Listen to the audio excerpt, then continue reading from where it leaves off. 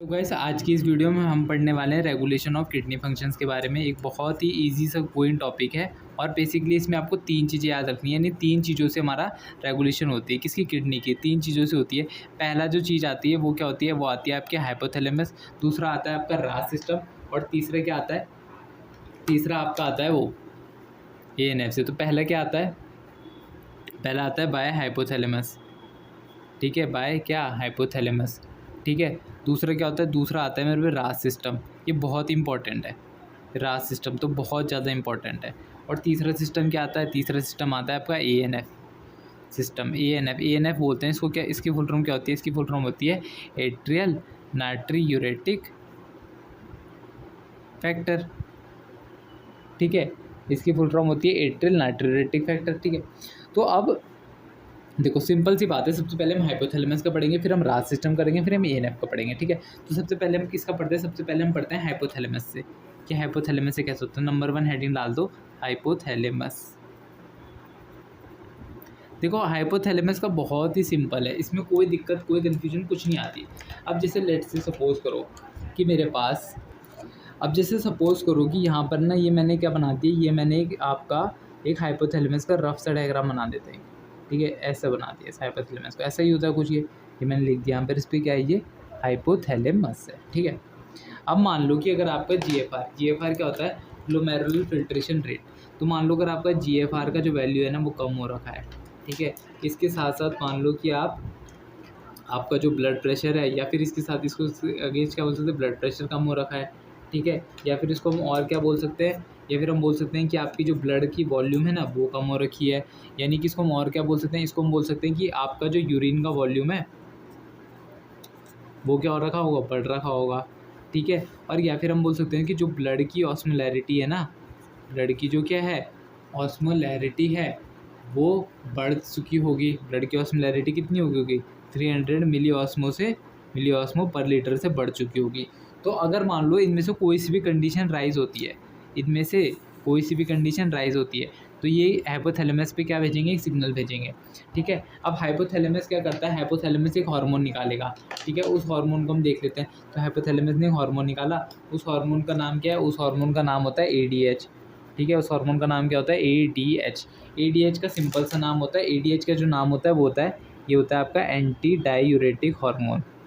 अच्छा एक बात बोलो, इसको एंटी डायूरेटिक हार्मोन क्यों बोलते हैं?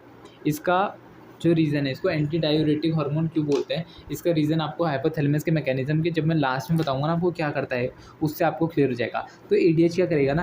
ADH कुछ नहीं करेगा। ADH क्या करेगा? आपकी रीएब्जॉर्प्शन करवाने लग जाएगा।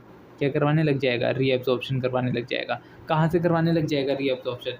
ये करवाने लग जाएगा from collecting duct and DCT से रीएब्जॉर्प्शन करवाएगा। किस चीज़ की रीएब्जॉर्प्शन कराएगा? तो पानी की रीएब्जॉर्प्शन करेगा। रीएब्जॉर्प्शन ऑफ वाटर फ्रॉम किससे? कलेक्टिंग डक्ट एंड DCT से। ठीक है, अब सिंपल सी बात है कि रीएब्जॉर्प्शन ऑफ वाटर करवाएगा फ्रॉम कलेक्टिंग डक्ट से DCT से। जिससे क्या होगा? जब ये रीएब्जॉर्प्शन हो चुकी होगी तो इस रीएब्जॉर्प्शन के से क्या होगा? तो इस रीएब्जॉर्प्शन के बेसिस से आपको पता है कि आपको जो GFR है वो इंक्रीज़ हो चुका होगा। GFR क्या हो चुका होगा? बढ़ चुका होगा आपका। ठीक है, या फिर हम बोल सकते हैं कि आपका जो ब्लड प्रेशर है वो बढ़ चुका होगा। या फिर हम बोल सकते हैं कि आपकी जो ब्लड वॉल्यूम है ना जो कम थी वो बढ़ चुकी होगी। अब देखो यहाँ पर एक बात समझो कि यहाँ पर देखो ये यूरिन वॉल्यूम ज़्यादा था। यूरिन वॉल्यूम क्यों ज़्यादा था? क्योंकि हमें पता है इसमें बहुत सारा क्या था? पानी था, H2 था। लेकिन वो तो ADH ने सारा एक्सेस वाटर तो एब्जॉर्व करवा लिया। तो यूरिन वॉल्यूम क्या हो चुका होगा? यूरिन वॉल्यूम कम नहीं हो चुका होगा। और ब्लड ऑस्मोलैरिटी क्या हो चुका होगा? बैक टू नॉर्मल हो चुका होगा ब्लड ऑस्मोलैरिटी।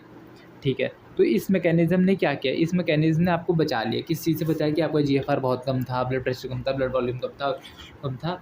तो हाइपोथैलेमस सिग्नल भेजा, उसने ADH बनाया, तो रीअब्जॉर्प्शन हुआ और क्या हुआ? यूरिन वॉल्यूम या blood osmolarity back to normal हो गया। ठीक है, अब मैंने आपसे एक क्वेश्चन पूछा था कि इसको एंटी डायूरेटिक हार्मोन क्यों बोलते हैं? तो एंटी डायूरेटिक का मतलब क्या होता है? ये प्रिवेंट क्या करता है? डायूरेसिस। क्या प्रिवेंट करता है? डायूरेसिस।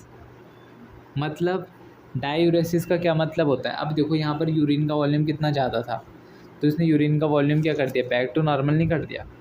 तो डायूरेसिस को ये प्रिवेंट करता है। क्योंकि ये डायूरेसिस को प्रिवेंट करता है तो इसको हम क्या बोलते हैं? इसको हम एंटी डायूरेटिक हार्मोन भी बोलते हैं।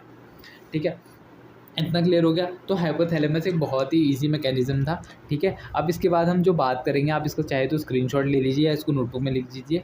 तो अब हम इसके बाद जो बात करेंगे वो बेहद इंपॉर्टेंट मैकेनिज्म की बात करेंगे, जो कि क्या होगा, रास, जो कि क्या होगा, रास सिस्टम। ये बहुत इंपॉर्टेंट है, इसको ध्यान से सुनना। तो अब हम जिस मैकेनिज्म की बात करने जा रहे हैं ना, वो मैकेनिज्म है रास सिस्टम, ठीक है, रास।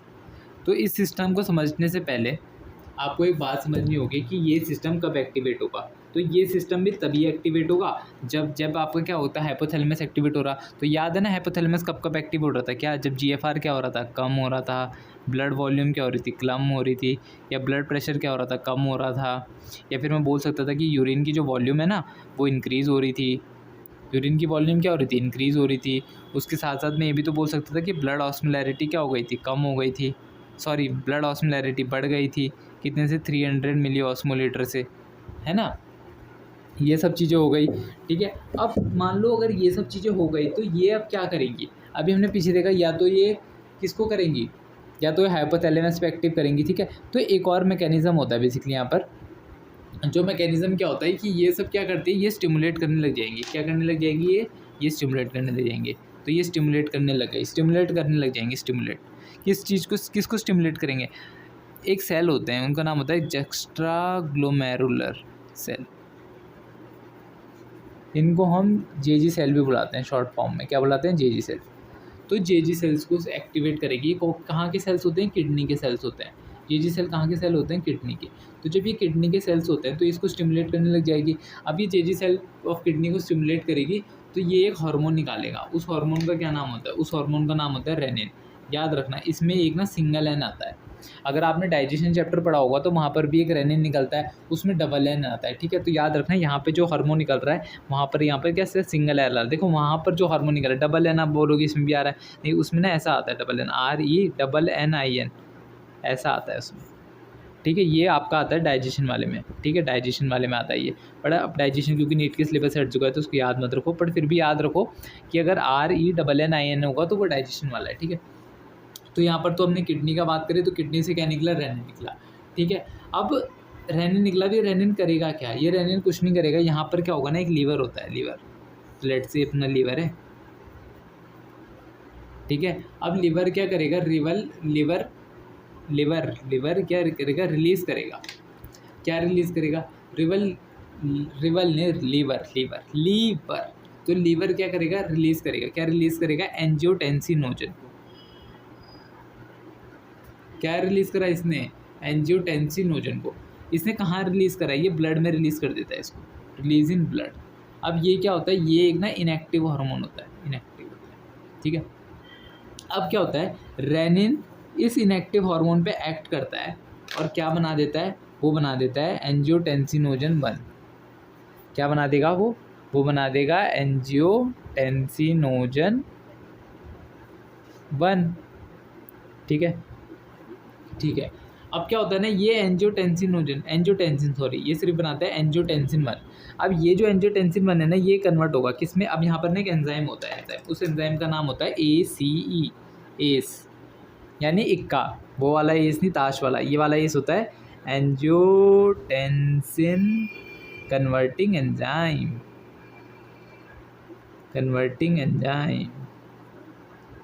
ठीक है, एंजियोटेंसिन कन्वर्टिंग एंजाइम, ठीक है। अब ये जो एंजियोटेंसिन कन्वर्टिंग एंजाइम होता है ये इसको किस में बदल देगा, ये इसको बदल देगा किसमें, एंजियोटेंसिनोजन 2 में। ये काफ़ी बड़ी है मैकेनिज्म, मैं समझ सकता हूँ। एंजियोटेंसिन 2 में, मैं ना जन क्यों लिखता हूँ इसमें, एंजियोटेंसिन 2 में बदलता है, ठीक है, समझ लेना है, जन नहीं है, ठीक है। एंजियोटेंसिन 1 है, फिर वो कन्वर्ट हो जाता है किसमें, एंजियोटेंसिन 2 में, ठीक है। अब ये जो एंजियोटेंसिन 2 है ये क्या होता है, ये ना पावरफुल वेसोकंस्ट्रिक्टर होता है। अभी मैं इसको समराइज़ कर देता हूँ यहाँ तक, और यहाँ तक कर लेते हैं पहले। ये क्या होता है, ये एक पावरफुल क्या होता है, ये पावरफुल क्या होता है, एक वेसोकंस्ट्रिक्टर होता है, ठीक है। ये पावरफुल होता है एक वेसोकंस्ट्रिक्टर। तो अभी तक मैंने क्या पढ़ा, मैंने पढ़ा कि GFR कम हो गया, देखो GFR कम हो गया, ब्लड वॉल्यूम कम हो गया, ब्लड प्रेशर कम हो गया, यूरिन वॉल्यूम बढ़ गया, ये ब्लड ऑस्मोलैरिटी बढ़ गई, ठीक है। ये सब क्या करेंगे, ये सब स्टिमुलेट करेंगे किसको, जेजी सेल को। जेजी सेल कहाँ के, किडनी के। तो इन सब ने इसको स्टिमुलेट करा, तो स्टिमुलेट करके क्या निकला, रेनिन निकला, ठीक है, रेनिन। फिर लीवर से क्या निकला, लिवर से निकला एंजियोटेंसिनोजन, लीवर से वो रिलीज़ हुआ, इनमें कहाँ पे, ब्लड में रिलीज़ हुआ, ठीक है। तो वो कन्वर्ट हो गया किसमें, एक एंजियोटेंसिनोजन 1 में, जो कि क्या होता है एंजियोटेंसिन कन्वर्टिंग एंजाइम है, और इसने कन्वर्ट कर दिया एंजियोटेंसिन 1 को किसमें, एक एंजियोटेंसिन 2 में। एंजियोटेंसिन 2 क्या है, एक पावरफुल वेसोकंस्ट्रिक्टर है। यानी कि क्या करेगा, वेसोकंस्ट्रिक्टर। वेसोकंस्ट्रिक्टर मतलब, वेसो मतलब क्या होता है, अच्छा कंस्ट्रिक्टर मतलब क्या होता है, कंस्ट्रिक्ट मतलब किसी चीज़ को कंस्ट्रिक्ट कर देना। तो ये जो ब्लड वेसल है ना, उनको पतला कर देगा। अब मान लो कि तुम पे एक पाइप है, ठीक है, लेट से तुम्हारे पास एक पाइप है, तो अगर तुमने उस पाइप को, तुमने देखा होगा कि उस पाइप को अगर मैं उसका एरिया ऑफ क्रॉस सेक्शन कम कर दूं, यानी उसको दबा दूं, तो क्या उस पाइप से वाटर जो है वो तेज़ी से फ्लो करने लग जाएगा, मतलब प्रेशर के साथ फ्लो करने लग जाएगा। तो ये भी कुछ ऐसे करता है, ये हमारे जो जितने ब्लड वेसल्स होते हैं ना, उनको कंस्ट्रिक्ट कर देता है। तो ये क्या कर देगा, हमारे ब्लड वेसल्स को कंस्ट्रिक्ट कर देगा।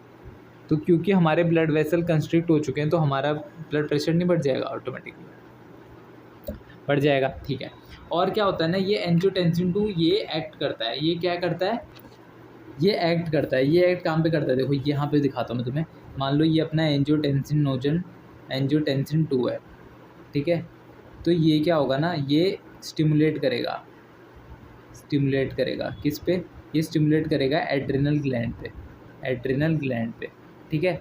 और ये एड्रिनल ग्लैंड क्या रिलीज़ करेगा, यहाँ से एक हार्मोन रिलीज़ करेगा जिसको बोलते हैं एल्डोस्टेरॉन, ठीक है। अब ये जो एल्डोस्टेरॉन होता है ना, ये क्या कर देगा, ये इंक्रीज़ कर देगा, ये इंक्रीज़ कर देगा एब्जॉर्प्शन, इंक्रीज़ क्या कर देगा, absorption of Na+ with water. कहाँ से, ये इंपॉर्टेंट है, ये कहाँ से करेगा, इंक्रीज ऑफ एब्जॉर्प्शन फ्रॉम, ये इंपॉर्टेंट है, फ्रॉम DCT। यहाँ पर कलेक्टिंग डायरेक्ट मत लिख देना प्लीज़, यहाँ पे सिर्फ DCT आता है, ठीक है। तो इससे क्या होगा, इससे क्या होगा, जैसे ये एब्जॉर्प्शन करेगा Na+ का फ्रॉम वाटर, तो ये वाटर से Na+ से क्या हो जाएगा, तुम्हारा जो GFR है वो नॉर्मल नहीं हो जाएगा, बोलो, तुम्हारा GFR क्या हो जाएगा, नॉर्मल हो जाएगा। अगर ये क्या कर देगा, वाटर और Na+ का क्या कर देगा, एब्जॉर्प्शन करवा देगा, तो तुम्हारा GFR क्या होगा, नॉर्मल होगा। मुझे पता है यहाँ पे बहुत खिचड़ी बन चुकी है, पर फिर भी आई होप आपको समझ में आऊँगा। तो मैं एक बार क्विकली समराइज़ कर देता हूँ कि हमने पढ़ा रास सिस्टम के बारे में, रास सिस्टम के बारे में हमने पढ़ा, यानी कि हमने जितना GFR अगर मान लो तुम्हारा कम हो गया, ग्लोमेरुलर फिल्ट्रेशन रेट या ब्लड वॉल्यूम कम हो गई, या फिर ब्लड प्रेशर कम हो गया, या फिर यूरिन वॉल्यूम बहुत ज़्यादा हो गई, या फिर ब्लड ऑस्मोलैरिटी ग्रेटर देन 300 मिली ऑस्मोलैरिटी होगी, ये स्टिमुलेट करते हैं, ठीक है। ये स्टिमुलेट करते हैं, किसको स्टिमुलेट करते हैं, ये जेजी सेल को स्टिमुलेट करता है, ठीक है। तो जेजी सेल यहाँ से क्या रिलीज़ कर देता है, जेजी सेल निकालता है, जेजी सेल ऑफ किडनी को स्टिमुलेट करता है, तो वो एक हार्मोन निकालता है जिसका नाम क्या होता है, रेनिन, ठीक है। ये वो हार्मोन होता है। फिर हमने पढ़ा कि लीवर होता है, वो ब्लड में रिलीज़ करता है, ये क्या करता है, ब्लड में रिलीज़ करता है एक हार्मोन जो कि होता है एंजियोटेंसिनोजन, जो कैसा होता है, एक इनएक्टिव हार्मोन होता है, ठीक है। फिर ये रेनिन्स पे एक्ट करेगा, तो ये किस में कन्वर्ट हो जाएगा, एंजियोटेंसिन 1 पे कन्वर्ट हो जाएगा, ठीक है। फिर यहाँ पर एक एस होता है, एंजियोटेंसिन कन्वर्टिंग एंजाइम। अच्छा, इसका सोर्स रह गया, तो ये भी कहाँ से रिलीज़ होता है, ये भी तुम्हारा रिलीज़ होता है लीवर से, रिलीज़ फ्रॉम लीवर।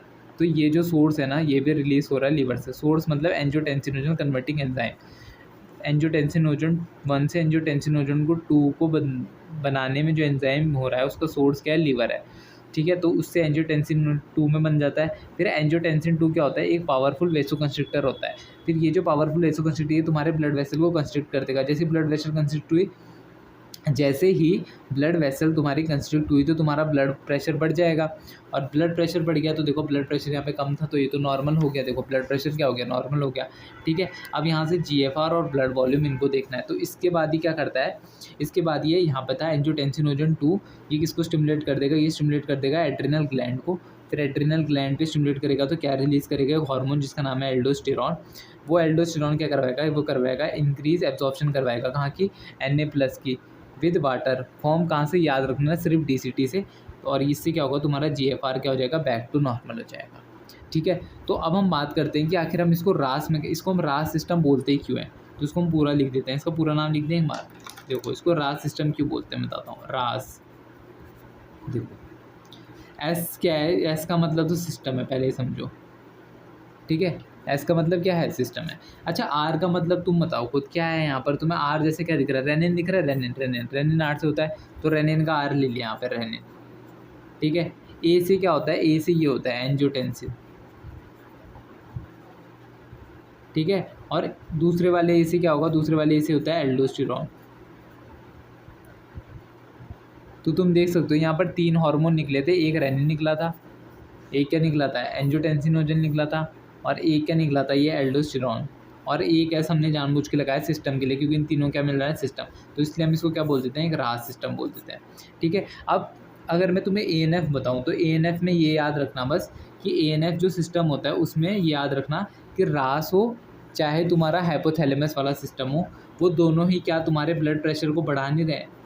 बताओ, ब्लड प्रेशर कम हो गया था तो दोनों ब्लड प्रेशर को बढ़ा रहे थे। ठीक है, तो ये इन्फॉर्मेशन लेके हम चलते हैं ANF पे।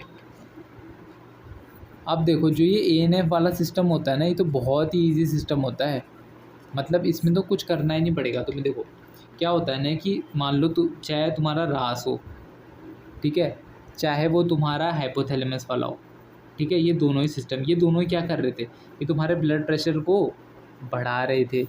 ठीक है, अब इन्होंने जब ब्लड प्रेशर को बढ़ा दिया तो मान लो कि तुम्हारी ब्लड प्रेशर बहुत ज़्यादा बढ़ा दिया इन्होंने, तो जो एट्रिया होती है ना हार्ट की, एट्रिया ऑफ हार्ट, वो क्या रिलीज़ करती है, वो रिलीज़ करती है एक फैक्टर को जिसको हम बोलते हैं एट्रियल नाइट्रियूरेटिक फैक्टर। ठीक है, और अगर वो एट्रियल नाइट्रियूरेटिक फैक्टर रिलीज़ करती है, और एट्रियल नाइट्रियूरेटिक फैक्टर क्या करता है, ये डिक्रीज़ कर देता है ब्लड प्रेशर को। ठीक है, तो NCERT में एक लाइन लिखी हुई कि ANF क्या करता है, एक्ट एज ए चेक करता है, एक्ट एज चेक, किसके ऊपर चेक करता है, ऑन रास। अब रास के ऊपर ये का मतलब हुआ, चेक का मतलब यहाँ पे होगा कि ध्यान रखता है रास के ऊपर कि ज़्यादा ब्लड प्रेशर ना कर दे। अगर मान लो तुम्हारा ब्लड प्रेशर बहुत ज़्यादा हो गया तो वो भी एक प्रॉब्लम की बात है, तो तब तुम्हारा आर्ट्रिया जो होती है वो रिलीज़ करती है इसको, एट्रियल नाइट्रियूरेटिक फैक्टर को, एट्रियल नाइट्रियूरेटिक फैक्टर को, जिससे तुम्हारा क्या होता है, डिक्रीज इन ब्लड प्रेशर होता है। और इसी वजह से एक लाइन लिखी हुई है NCERT में कि ANF क्या करता है, एक्ट से चेक करता है ऑन रास को। तो आई होप तुम्हें ये कॉन्सेप्ट समझ में आ चुका होगा। तो चलते हैं, मिलते हैं अगली वीडियो में, तब तक के लिए all the best for your preparation. Thank you.